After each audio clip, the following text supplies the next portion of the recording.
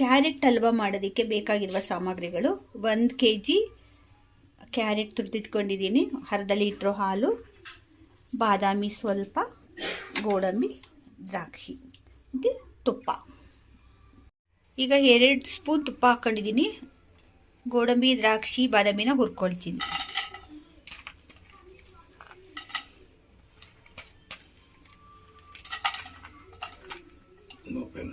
ಅದೇ ಕಡಿಮೆ ಹುರಿಲೇನೇನು.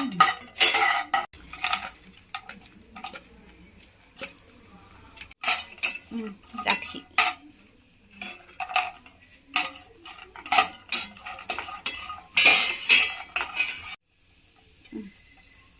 ತಪ್ಪು.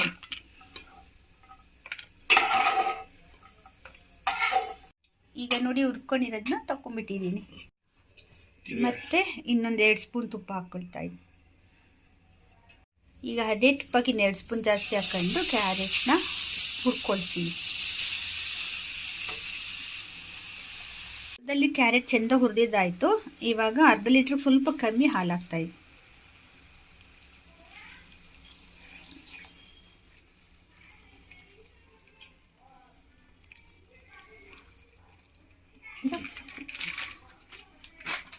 ಈಗ ಮುಚ್ಚಿಬಿಡೋದಾ? ಈಗ ಒಂದು 5 ನಿಮಿಷದ ಕಾಲ ಚೆಂದ ಬೇಯಬೇಕು. ಕ್ಲೋಸ್ ಮಾಡ್ತಾ ಇದ್ದೀನಿ ನೋಡಿ. ಈಗ ಒಂದು 125 ಗ್ರಾಮ್ ಕೋವಾ ಹಾಕ್ತಾ ಇದ್ದೀನಿ ನೋಡಿ.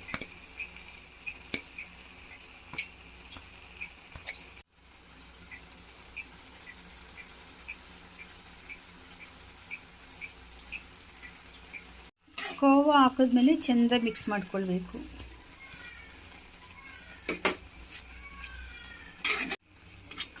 ಮತ್ತೆ ಇನ್ನೊಂದು 2 ನಿಮಿಷ ಚೆಂದ ಬೇಯಿಸ್ಕೊಳ್ಬೇಕು. ಈಗ 2 ನಿಮಿಷ ಚೆಂದ ಬೇಯಿಸ್ಕೊಳ್ಳೋಣ ನೋಡಿ. ಇವಾಗ ಚೆಂದ ಬೆಂದಿದೆ. ಇವಾಗ ಒಂದು 350 ಗ್ರಾಮ್ ಸಕ್ಕರೆ ಹಾಕ್ತಾ ಇದ್ದೀನಿ. ನಿಮಗೆ ಸ್ವೀಟ್ ಬೇಡ ಅಂದರೆ ಸ್ವಲ್ಪ ಕಡಿಮೆ ಮಾಡ್ಕೊಳ್ಳಿ.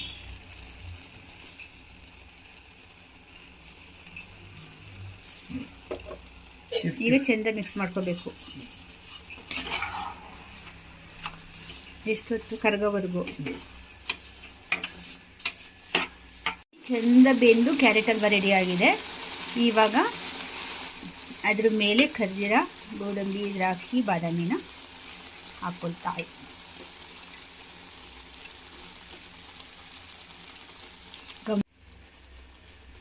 ನೋಡಿ ಕ್ಯಾರೆಟ್ ಹಲ್ವಾ ರೆಡಿ ಆಗೋಯ್ತು. ಇನ್ನು ಸರ್ವ್ ಮಾಡ್ಕೊಂಡು ತಿಂತಾ ಇರದೆ ಕೆಲಸ.